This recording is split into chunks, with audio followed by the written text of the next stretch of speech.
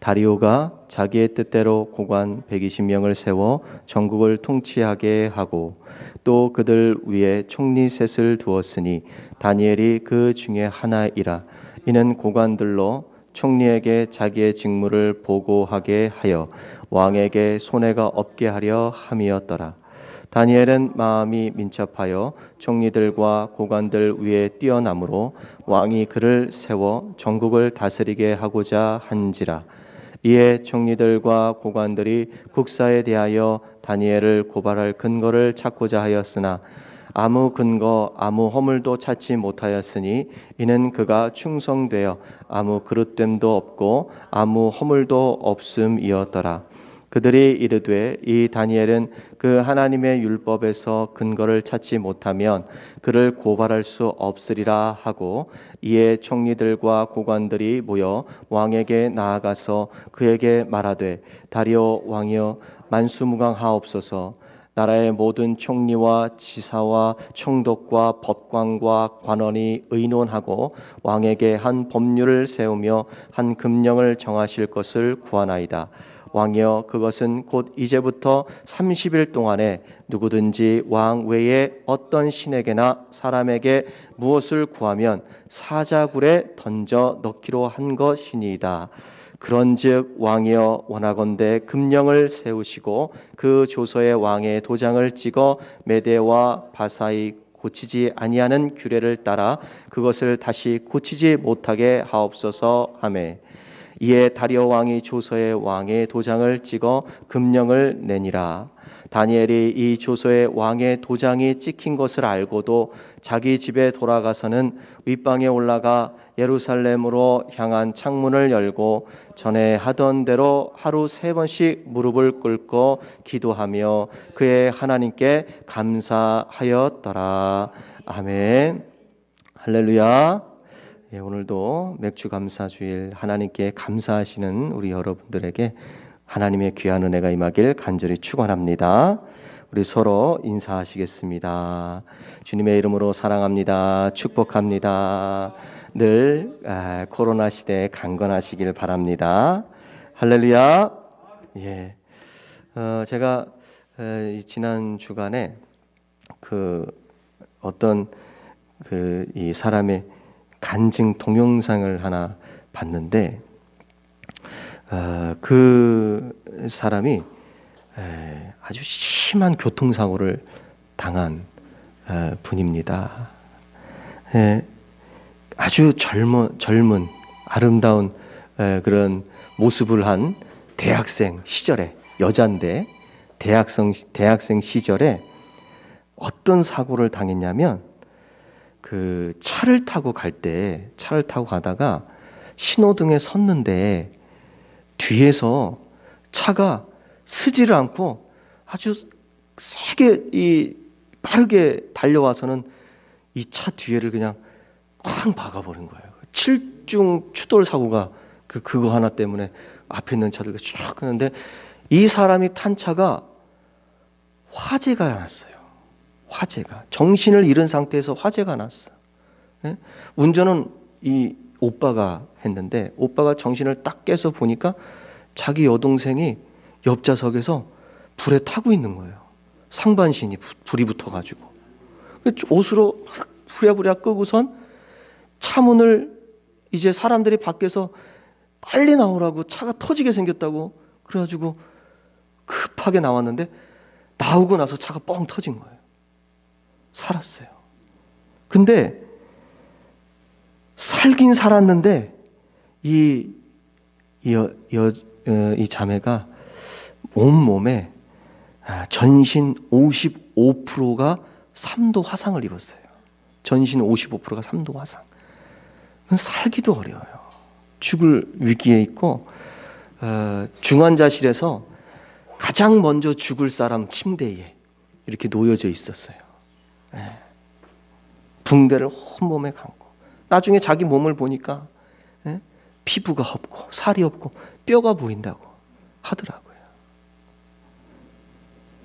그 일주일 동안 산소호흡기를 달고 있다가 가까스로 살아서 산소호흡기를 떼었는데, 자기가 살 기운이 생기겠어요? 난 이제 죽을 거야. 때로는 날 살린 오빠가 원망스럽다 그러더라고요.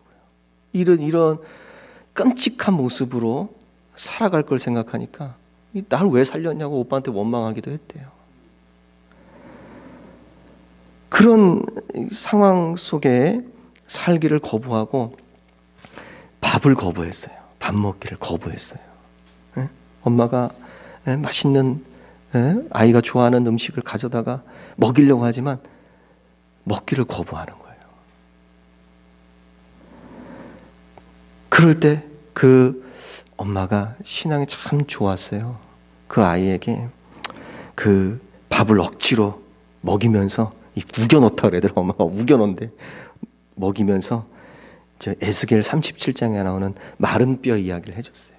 거기나 보니까 골짜기에 마른 뼈들이 가득한데 하나님이 명령하신 것을 이 선지자가 그대로 선포하면 그 뼈에 힘줄이 생기고 마른 뼈에 힘줄이 생기고 거기에 또 살이 채워지고 거기에 피부가 입혀지는 그런 아주 놀라운 이 역사가 일어나는 그런 대목인데 그걸 얘기해 주면서 하나님께서 역사해 주실 거야 하면서 그 아이에게 밥을 억지로라도 우겨 넣으면서 먹이면서 그렇게 했대요. 그러니까 엄마를 보면서 엄마의 그 지극정성을 보면서 그래 내가 살아야겠다. 엄마를 봐서라도 먹어야지 하면서 살아야겠다고 그런 생각을 했어요. 그런데 이제 그 어머니가 자기 딸한테 야 우리 하루에 한 가지라도 감사할 거 있으면 생각해서 얘기해보자. 감사할 거 있으면 얘기해보자. 근데 생각해 보세요. 자기 이런 온몸에 전신 55%의 3도 화상을 입은 환자가 뼈까지 보이고 얼굴은 형체를 그전에 그 형체를 알아볼 수가 없어요. 지금도 이제 수술을 얼마나 많이 하겠어요. 피부 이식 수술을. 지금도요. 그 이전의 사진하고 비교하면 전혀 다른 사람이야. 지금도. 한 10몇 년이 지났을 것 같은데 지금도 수술을 하고 있고 전혀 다른 얼굴이 돌아갈 수가 없어요. 그런 상황에서 감사할 거 하나씩 얘기하자 그러는데 기가 막힌 거야 이 딸은. 기가 막힌 거. 그래서 엄마가 착한 딸이야 그래도 시키는 대로 생각을 했어요. 하루에 하루. 수술이 잘 돼서 감사하고 또 마취가 또 잘 돼서 감사하고 피부 이식에 참 피부를 이식했는데 그게 그 이식이 살아난다는 것도 감사하고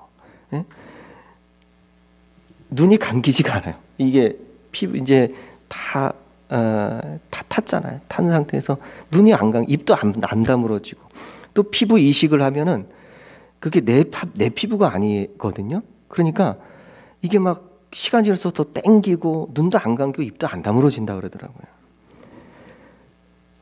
그런 상황에서 정말 침도 이렇게 질질 나서 맨날 수건으로 이렇게 계속 닦아야 되고 이런 상황에서 원망할 것밖에 없을 것 같은데 감사를 막 쥐어 짜내면서 찾다 보니까 말도 안 되는 감사라도 뭐라도 하나 나오긴 한대요. 말도 안 되는 감사라도 쥐어 짜내니까.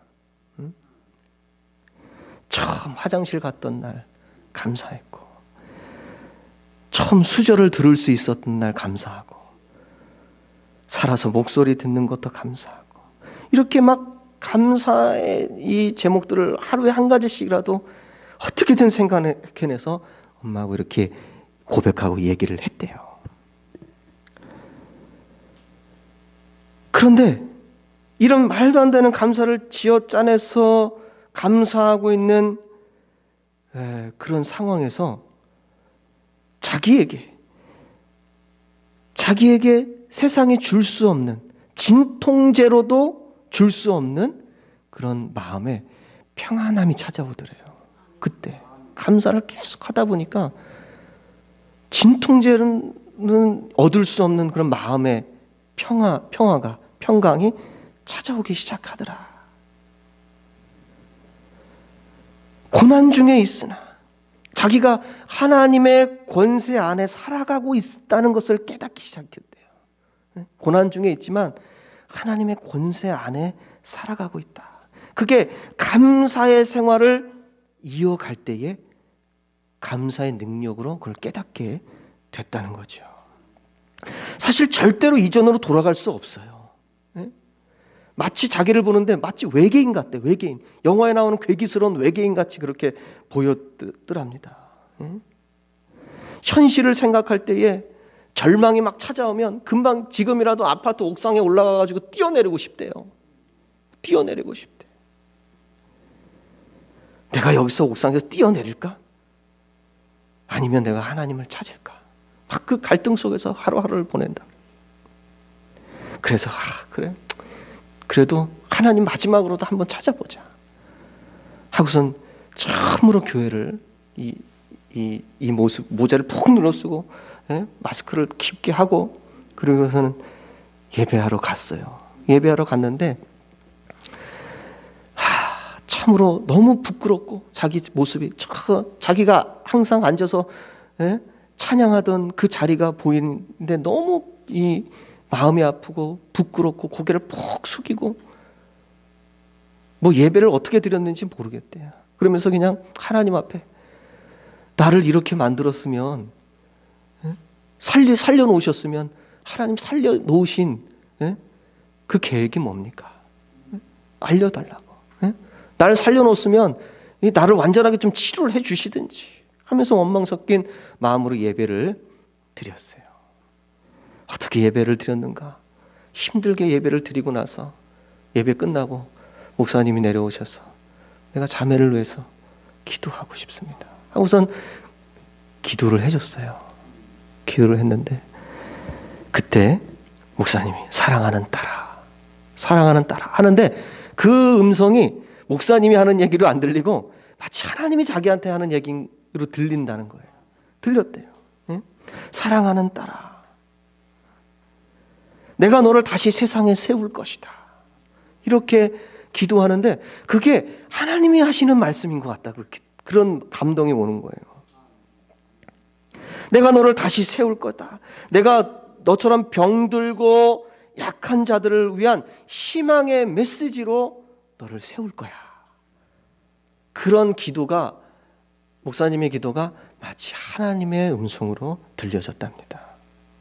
그리고는 믿음이 생기고 희망을 갖기 시작했어요. 하나님께서 이런 모습, 이런 나의 모습도 사랑하시는구나. 나는 외계인 같고 괴기스럽고 너무 흉측하게 다신 돌아갈 수 없는 그런 절망적인 상태에 있지만 하나님은 이런 나의 모습들 아주 동일하게 건강한 사람 못지않게 나를 사랑하고 계시는구나 라는 것을 깨닫기 시작했다고 합니다. 그리고는 이 희망을 가지고 그 기도대로 지금은 기도대로 정말로 연약한 사람들, 병든 사람들을 위해서 사역을 하고 있어요. 희망을 전하고 내가 당한 일을 경험한 것을 간증을 나누고 공유하면서 사람들에게 희망을 주고 있다고 합니다. 그리고요, 어떤 사람이 물었대요. 예전으로 돌아가면 무엇을 하고 싶습니까? 사고 당하기 이전으로 돌아가면 무엇을 하고 싶으세요? 이렇게 물어봤대요. 그랬더니 이 자매가 다시는 그때로 돌아가고 싶지 않습니다. 이렇게 얘기했대요. 자기 모습이 이런데도 이전으로 돌아가고 싶지 않습니다. 지금 내 안에 보물이 있기 때문에, 지금 내 안에 보물이 있으니까, 예수님 때문에, 주님 때문에, 또 내가 이렇게 정상으로 예전으로 돌아가서 이렇게 세상 가운데 세워져서 막 전국 세계로 돌아다니면서 사역을 하니까 이렇게 내가 지금 쓰임 받을 수 있다는 건 장담할 수 없잖아요. 예전으로 돌아가면. 근데 지금은 마음에 하나님이 주신 보물이 있어서 그 보물을 가지고 사역하고 있기 때문에 다시 예전으로 돌아가고 싶지 않습니다. 고난이 아니면 받을 수 없었던 보물이었어요. 이 간증을 들으면서 참 공감이 되는, 이 자매가 감사를 회복했던 게 아주 결정적이었던 것 같아요. 감사를 회복했던 게. 지어 짜내듯이 정말로 절망 가운데 죽기를 바라는 마음으로 있었는데 계속해서 그 엄마의 옆에서의 그 도움과 중보가 있었겠죠. 도와주면서 감사할 수 없는 상황에서 계속해서 감사를 찾아내서 감사했더니 그에게 찾아온 그 평안이 바로 온천이었죠. 감사의 능력이 얼마나 대단한가. 이 간증을 통해서 제가 알았어요. 감사의 능력이 참 대단하구나. 오늘 말씀에도요, 감사의 능력이 얼마나 대단한지 보여주는 사람이 있어요. 바로 다니엘입니다.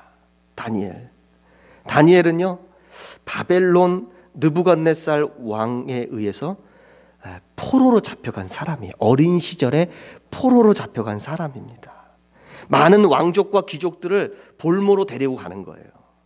그 포로로 잡혀갔던 사람 중에 한 명인데, 이게 이 바벨론 이 느부갓네살이나 그의 아들이 왕이 되었을 때 그들의 꿈을 해석해 준 그런 일화로 굉장히 유명한데, 그 바벨론 왕에 의해서 끌려갔지만 나중에 바벨론 제국이 멸망합니다. 바사 제국에 의해서. 바사 제국 그러니까 어떤 나라인지 잘 모르실 수 있지만 페르시아라는 말 들어보셨죠? 페르시아 제국에 의해서 이 바벨론 제국이 망합니다. 그래서 나라가 바뀌고 왕이 바뀌어요. 그런데도 다니엘은 여전히 포로예요. 수십 년을 포로의 삶으로 살아갑니다. 그래서 이 바벨론 제국 때도 그의 뛰어난 그런 능력으로 인정받았지만 제국이 바뀌었음에도 불구하고 이 바사 제국, 페르시아 제국에서도 이 다니엘의 뛰어난 능력을 인정받고, 이 바사 제국 중에서도 이 메데라는 지역이 있는데, 이 메데 지역이 다리오라는 지역 왕이 다스리던 곳인데, 그곳에서 총리가 됩니다. 총리 셋을 세웠는데 그 중에 가장 뛰어난 사람이었어요. 어떠한 관리도 이 다니엘을 뛰어넘을 수 없었어요. 그러니까 얼마나 그 다리오 왕이 이 다니엘을 사랑하겠어요. 온 총애를 한 몸에 받는 그런 다니엘이었습니다. 자, 그러면 어떻게 되겠어요? 다니엘이 이렇게 왕의 사랑을 독차지하면 어떻게 되겠습니까? 당연히 시기하는 무리들이 생길 수밖에 없어요. 적들이 많이 생깁니다. 오늘 말씀도 그를 시기하는 무리들이 다니엘을 올무에 걸리게 해서 죽이려고 작당 모의를 하는 이야기입니다. 그 내용을 살펴보면 그 시기하는 무리들이 다니엘을 모함하고 싶었어요. 어떻게든 끌어내리고 싶었어요. 그런데 이 국사를 통해서는 도무지 흠을 잡을 수가 없는 거예요. 얼마나 완벽한 그런 사람인지 모릅니다. 흠을 찾을 수가 없었어. 그래가지고 이 사람을 끌어내리기 위해서는 국사를 가지고는 안 되겠다. 끌어내릴 수 있는 방법은, 올무에 빠뜨릴 수 있는 방법은 그의 신앙 하나밖에 없다. 이렇게 결론을 내렸어요. 그의 신앙 하나밖에 없다. 다니엘은요, 모든 일에 철두철미한 사람입니다. 그런 그의 모습이 하나님에 대한 신앙에도 나타나요. 느부갓네살 바벨론 제국 시절에 포로로 잡혀갔을 때 일인데요. 그 아주 뛰어나고 똑똑한 애들을 데려갔거든요. 그 다니엘이 거기에 속했는데, 근데 이 훈련을 이제 그 바벨론의 언어와 문화와 많은 정치와 많은 것들을 가르쳐야 되잖아요. 그런데 이제 가르칠 때에, 훈련시킬 때에 왕이 먹는 음식을 먹게 하라고 명령을 냈어요. 황관한테. 그래야지 이 아이들이 왕궁에서 이제 왕을 섬길 것인데 초치하면 안 되잖아요. 건강하고 아름답게 크게 하려고 왕의 음식을 먹이게 합니다. 그런 명령이 내렸어요. 근데 다니엘이 그 황관에게 안 먹겠다고 거부하는 거예요. 황관 너무 당혹스러운 이 어린 아이가, 아니, 바벨론 제국의 대왕이 명령한 걸 그 조그마한 아이가 안 먹겠다고 거부하네. 아이고, 이게 참 어리석어 보이고, 또 황관이 자기 책임이 있으니까 얘가 안 먹는다 그러면 자기한테 책임이 추궁이 있을 수 있으니까 두려웠어요. 그런데 이 아이가, 다니엘이 황관에게 우리에게 일주일 동안 채소와 물만 먹여 보십시오. 그러면 왕의 음식을 먹는 사람들과 비교해서 정말 우리가 그들보다 못하게 성장하는지, 우리의 몸이 그들보다 더 처치하진 그런다면 모르겠지만 한번 일주일 동안 실험을 해보십시오. 그렇게 했어요. 그랬는데 왕의 음식을 먹는 사람들보다 채소만 먹고 물만 먹은 이 다니엘의 일행들은 오히려 훨씬 더 아름답고 아주 건강한 모습으로 그렇게 유지하면서 자라는 거예요. 그래서 환관이 그제서야 허락을 합니다. 그러니까 그 채소만 먹겠다라는 게 무슨 얘기입니까? 이스라엘의 이 율법이라는 게 굉장히 강력하잖아요. 그러니까 부정된 음식을 먹을 수가 없어요. 이방인들이 먹는 음식이 하나님께서 정하신 부정한 동물의 음식이 있으면 어떡합니까? 걱정되잖아요. 그럼 먹지 않겠다라는 거예요. 부정한 음식이, 이방인들은 그런 거 하나도 안 가리고 먹거든요. 그럼 먹을 수가 없다는 거예요. 부정한 음식을 먹고 내가 율법을 어길 수 없기 때문에 채소만 먹겠다고 하는 거예요. 그러니까 그 어린 다니엘이 그런 대제국의 대왕이 내린 명령을 거부할 정도로 그 어린 시절부터 하나님에 대한 신앙이 얼마나 철저했는지 몰라요. 굉장히 철저했던 거죠. 어떻게 보면은 그런 상황에, 그런 정말 상황에 놓여 있으면은 거부할 수 없는 상황 속에서 그냥 어쩔 수 없지 하고 생각하며 먹을 수도 있는데, 근데요, 어린 다니엘은 하나님에 대한 믿음이 강했어요. 음식이 사람을, 물론 음식이 가려 먹고 좋은 거 먹고 이렇게 잘 하면은 우리에게 유익한 거는 맞습니다. 그게 잘못된 건 아닌데, 그런데 다니엘에게 있어서 더 중요한 것은 뭐냐면, 음식이 그렇게 해줄 수도 있으나 하나님께서 하시면 사람의 용모나 건강이 세상적인 음식보다 하나님이 하시면은 더 건강할 수 있고 더 하나님께서 우리를 강건한 모습으로 자라게 해주신다는 믿음이 있었습니다. 음식보다 더 중요한 것은 믿음이었다는 거죠. 믿음. 그러니까 여러분들 혹시 건강이 염려되실 좋은 것도 많이 드시면 좋겠지만 그거 좋습니다. 꼭 믿음으로 하나님께 기도하시길 바랍니다. 여러분을 창조하신 분이 여러분들을 지켜주실 줄 믿습니다. 제국이 바벨론에서 바사, 페르시아 제국으로 바뀌었어요. 이제 포로로 끌린 지 오랜 시간이 흘렀습니다. 근데 그렇게 오랜 시간이 흘렀으면 포로로 생활을 길게 했음에도 불구하고 그의 이런 고든 신앙은 전혀 변하지 않았던 거예요. 총리로 세움받은 다니엘을 시기하는 이 무리들 앞에서 말씀드렸지만 이 다니엘을 이끌어낼 흠을 찾지 못했어요. 철두철미했죠. 그래서 고발할 거리를 찾았는데, 아까도 말씀드렸지만은 총리들이 찾은 고발에 이용해서 사용할 것이 뭐냐면 그의 신앙밖에 없다고 얘기했어요. 신앙. 얼마나 신앙적으로 철두철미했으면은 이 유대인이 아닌 그 본토의 이 관리들이겠죠. 네. 바사 제국의 관리들이겠죠. 이 사람들이 하나님을 섬기지 않는 사람들이, 야, 이 다니엘이라는 사람은 자기 신앙에 있어서 굉장히 철두철미한 사람이야. 예? 그거를 이 안 믿는 이 무리들이 그거를 알았다는 거예요.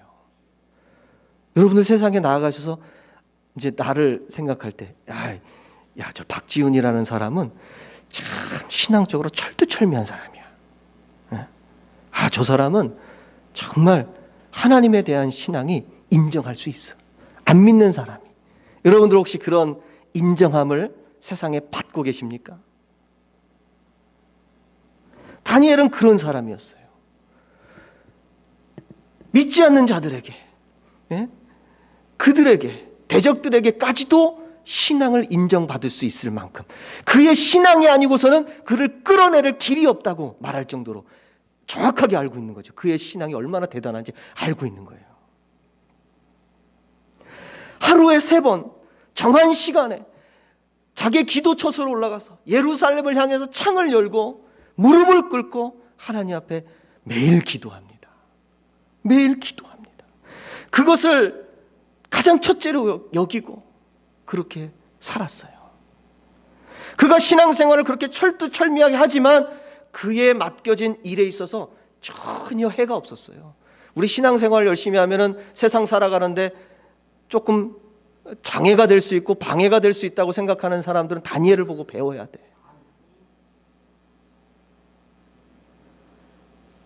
창을 열고 예루살렘 성전을 향해서 이 경건한 이스라엘 사람들은요 지금 이렇게 해요. 사도행전에도 보면요 베드로와 요한이 정한 기도 시간에 성전에 기도하러 갈 때 안진뱅이를 치료하잖아요. 내게 있는 것 은과금은 내게 없지만 내게 있는 예수 그리스도 이름으로 일어나 걸어라. 기도 시간에 정한 기도 시간에 하루에 3번 3시, 6시, 9시 이거는 이제 이스라엘의 시간이고 9시 정오 그리고 오후 3시 이렇게 기도하는 거예요. 기도합니다. 그러니까 이렇게 철두철미한 기도 생활이 그가 다른 사람들로 인해서 이 올무를 걸 수 있는 그런 것으로 작용했어요. 이 신앙생활 열심히 하는 사람은요 세상에서 사람들이 올무 내리기가 편해. 올무를 걸게 이게 하기가 편해. 너무 신앙생활을 잘하니까. 야 이거 봐라. 내가 한번 유혹을 한번 해봐야지. 이거 봐라. 내가 한번 불이익을 한번 줘봐야지. 철두철미하게 신앙생활하는 사람은 항상 이런 공격을 받을 수밖에 없어요. 다니엘이 지금 그런 상황입니다. 올무에 빠뜨릴 계획을 세웠습니다. 그가 철저히 시키는 기도 시간을 이용해서 올무에 빠뜨릴 계획을 세웠어요.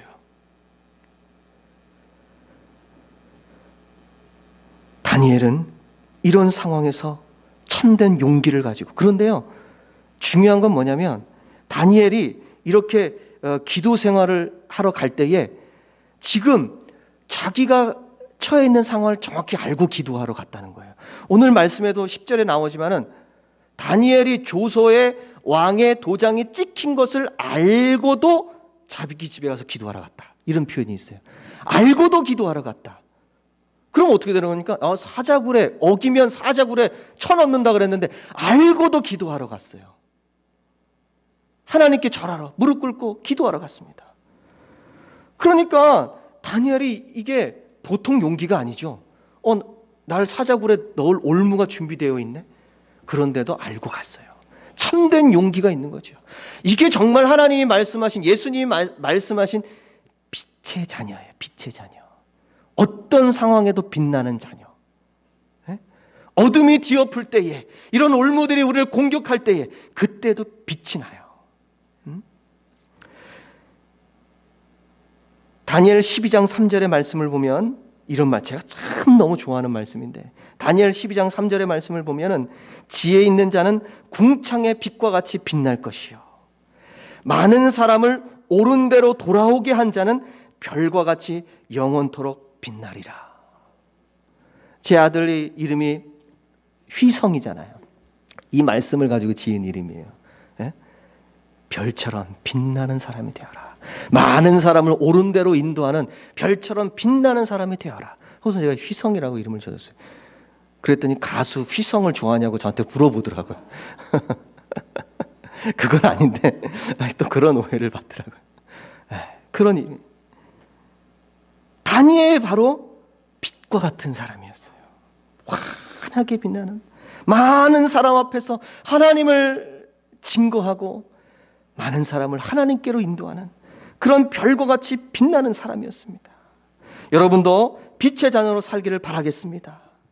내가 가진 신앙이 혹시 내 인생에 불이익을 주진 않을까 염려하지 마시고 다니엘이 가진 이런 배경은 누구보다 불이익을 받을 수 있는 상황이잖아요. 다니엘은. 그러나 결과는 절대 그렇게 되지 않았습니다. 다니엘을 통해서 우리가 배워야 합니다. 깨달아야 합니다. 빛의 자녀로 살아간다는 것이 내게 불이익을 줄 것 같죠? 겁나죠? 절대 그런 결과가 오지 않습니다. 근데 우리는 그런 질의 겁을 먹고 아예 포기해버려요. 해보질 않아. 신앙으로 살아보질 않아. 빛의 자녀로 살아보질 않아요. 그러니까 빛의 자녀로 살았을 때 그 결과물을 도대체 받을 기회가 없는 거예요. 이렇게 악한 사람들이 다니엘의 철저한 기도 생활을 이용하였습니다. 그들의 구체적인 계획은 무엇입니까? 왕에게 강력한 법률, 신분 구하를 막론하고 누구도 어겨서는 안 되는 금령을 세워달라고 요구했어요.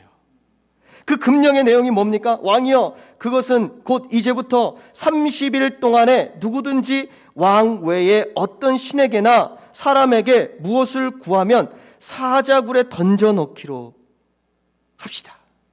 왕 외에 그 어떤 신이나 사람에게 무엇을 구하면, 기도하면, 정확하게 마치 다니엘을 표적으로 삼은 걸 알 수가 있죠. 구하면이라고 그랬어요. 기도하면. 절하는 것도 아니고 기도하면, 구하면 다니엘을 표적으로 삼은 거죠. 던져넣기로, 사자굴에 던져넣. 왕은 딱 들으니까 너무 흡족한 거야. 야, 내가 참 사람들로부터 신보다 더 높은 존재로 추앙받. 아, 너무 좋다. 그리고는 조서에다가 덥석 도장을, 왕의 도장을 훅 찍고 전국 각지에 공포하게 합니다. 왕은 지금 어떤 일이 벌어지고 있는지 몰라요. 자기가 다니엘을 얼마나 사랑합니까? 다니엘을 표적 삼은 것을 알지 못하는 거예요. 이 왕이 만약에 알았으면 그런 조서에 도장 안 찍습니다. 그만큼 총애하는 사람이에요. 그런데 속아 넘어갔죠. 지금 솔직히 얘기하면 다니엘이 올무에 걸리는 게 아니라 왕이 올무에 걸린 거예요. 왕이. 이 도서에 도장을 찍고 나중에 사자굴에 던져놓을 때 얼마나 한탄합니까? 다니엘아, 네가 섬기는 하나님이 널 구원해 주시길 원한다 하면서 어쩔 수 없이 사자굴에 던져놓습니다.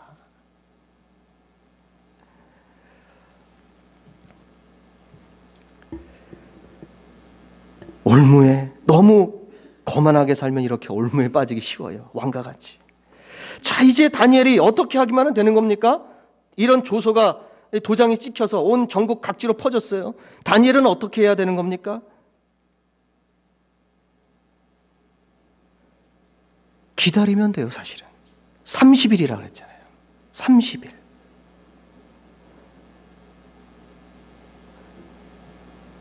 30일 동안만 참으면 돼요. 30일 동안 자기가 하던 기도 생활을 멈추면 돼요. 그런데 이 악한 무리들은 알았어요. 30일이 뭐야? 하루만 그 법령을 정해도 다니엘은 절대로 자기 신앙을 버릴 사람이 아니야. 한두 번 봤습니까? 한두 번 봤어요? 다니엘을? 하루라도 이런 법령을 정했다도 절대 하루를 어기지 않는 사람이 다니엘이야. 고든 신앙을 가졌기 때문에 그런 것을 가지고 공격하는 거예요.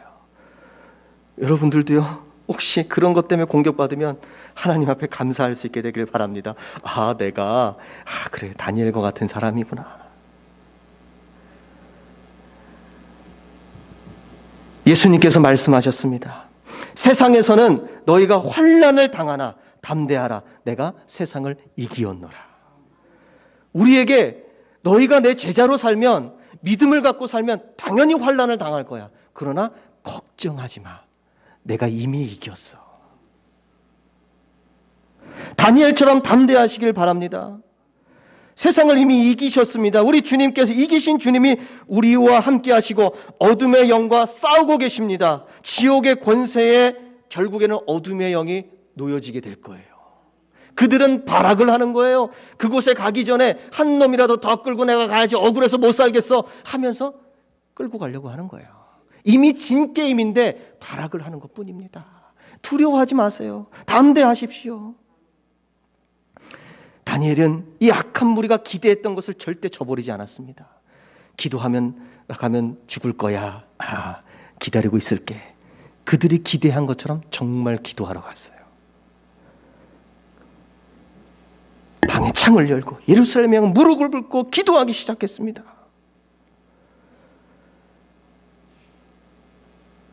조서가 찍힌 것을 알고도 저 같았으면은 이놈 봐라, 이런 올무를 해놔서 나를 잡으려고? 참, 두고 보자. 내가 30일 후에 니들 끝내줄 거야 하면서 30일만 참아보자. 그럴 것도 같아요. 혹시 그 상황에 처하면 내가 그럴 것 같아. 다니엘은 말없이 자기가 닥칠 환난을 알면서도 기도하러 갑니다. 참 존경스럽습니다. 본받고 싶어요, 이런 모습을. 오늘부터라도 우리 이런 신앙을 갖기 위해서 다니엘처럼 열심히 기도하시길 바랍니다. 맞아요. 열심히 기도해야 돼요. 열심히 기도 안 하면 이런 신앙을 얻을 수 없습니다. 다니엘도 하루아침에 이런 담대한 신앙을 가졌겠습니까? 꾸준히 기도했어요. 변하지 않는 기도 생활을 통해서 복의 근원, 승리의 근원, 생명의 근원이신 하나님으로부터 이런 믿음을 얻었습니다. 꾸준히 기도 생활하는 사람과 가뭄에 콩나듯이 기도하는 사람의 신앙이 어떻게 같을 수가 있겠습니까? 어떻게 하나님의 역사하심이 같을 수가 있겠습니까? 예수님께서도 십자가에 죽을 줄 알고도 예루살렘 성에 들어가셨습니다. 마치 다니엘도 자기가 죽을 줄 알고 올무에 걸리면 죽을 줄도 알고 있음에도 불구하고 기도하러 자기 처소를 향해 갑니다. 예수님이 십자가를 향해 갔던 것처럼 다니엘이 그렇게 예수님처럼 그 자리를 향해 가고 있어요. 그런 다니엘의 모습을 보면서 이 악한 사람들은 어떤 생각을 했겠어요? 너무 기뻤겠죠. 이야, 올무에 걸렸다 하면서 기뻐하면서 승리의 나팔을 불었을 거예요. 이 사람들이. 우린 여기서 다니엘의 기도의 내용이 무엇인가를 알아야 돼요. 다니엘은 무슨 기도를 했을까?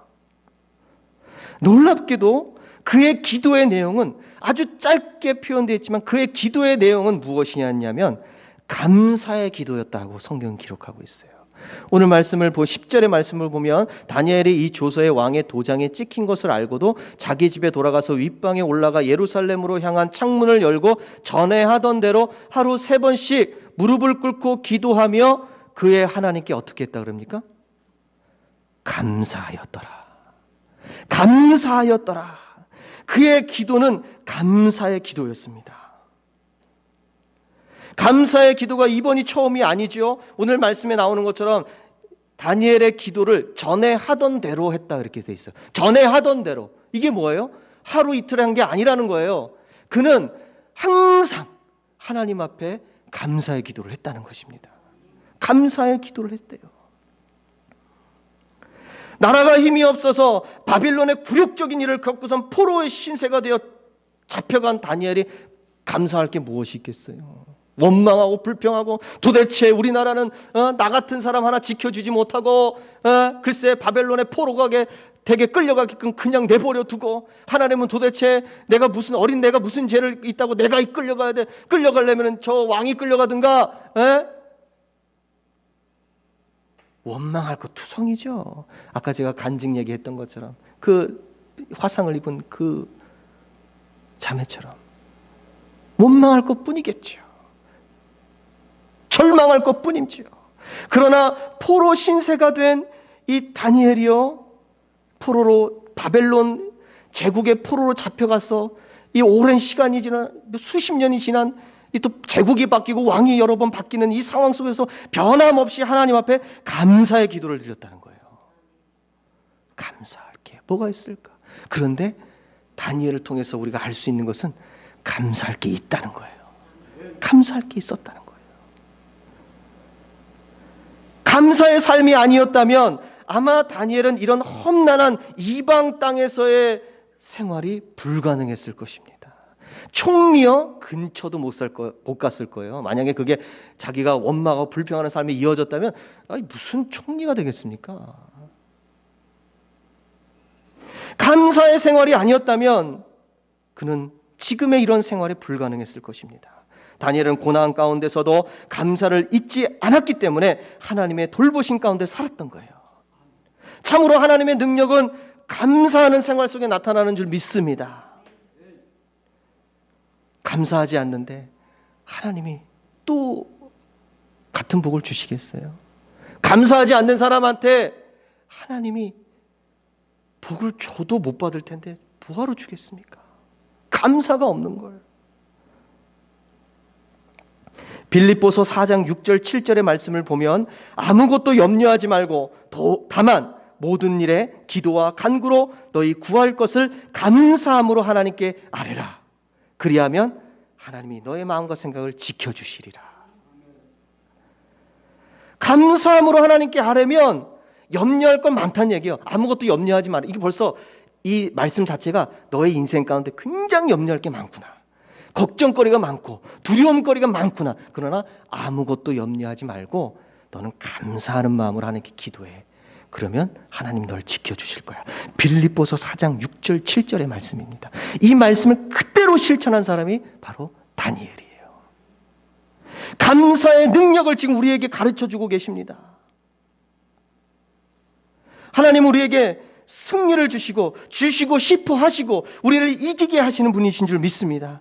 그러나 감사하지 않으면 우리에게 승리를 주시고자 하는 하나님께 불신하는 겁니다. 감사가 없다면. 사도 바울도요, 사망의 권세까지도 이기게 하시는 하나님께 이런 고백을 합니다. 우리 주 예수 그리스도로 말미암아 우리에게 승리를 주시는 하나님께 감사한다. 하나님께 감사한다. 승리 주시는 하나님께 난 감사한다. 죽음의 사망의 권세까지도 이기신 하나님, 승리 주시는 하나님께 감사한다. 이렇게 고백합니다. 하나님은 예수님의 이름 앞에 모든 권세를 무릎 꿇게 했다고 말씀하십니다. 그러니까 여러분들 범사에 감사하는 사람이 되십시오. 범사에 감사하라. 이것이 그리스도 예수 안에서 너희를 향하신 하나님의 뜻이니라. 데살로니가전서 5장 18절의 말씀이죠. 범사에 감사해. 이게 하나님의 뜻이야. 그래야 너희들의 삶을 이겨나갈 수 있어. 다니엘은요, 하나님께 감사기도 했습니다. 조서가 내려졌지만 감사기도 했어요. 어떻게 됐습니까? 사자굴에 던져졌습니다. 조서대로. 왕은 그것을 되돌릴 수 없었어요. 이 조서대로 정말로 사자굴에 던져졌습니다. 우리는 이 사건의 결과를 너무 잘 알고 있지요. 다니엘이 사자밥이 될 줄 알았지만 하나님께서 천사를 보내서 사자의 입을 막아버렸어요. 그리고 안전하게 하룻밤을 보내게 해주십니다. 그래서 왕이 야, 네가 섬기는 하나님께서 널 구원해 주셨구나 하면서 이 왕이 하나님께 찬양, 하나님께 영광 올려드리고 그의 신앙을 아주 존경스럽게 높게 평가합니다. 네가 섬기는 하나님이 널 배신하지 않으셨구나. 늘 감사기도 했더니 하나님 배신하지 않으시고 우리를 버리지 않으시고 살려주십니다. 이런 감사의 능력을 여러분 경험하고 싶지 않으세요? 여러분한테는 이런 일이 안 일어날 것 같아요? 지금이라도 우리 감사의 삶을 이어갑시다. 다니엘과 같은 경험을 여러분도 하기를 축복합니다. 하나님은 절대 여러분들 포기하지 않으시니까 죽을 것 같아도 여러분들 죽지 않습니다. 포기하지 마십시오. 기도하시겠습니다.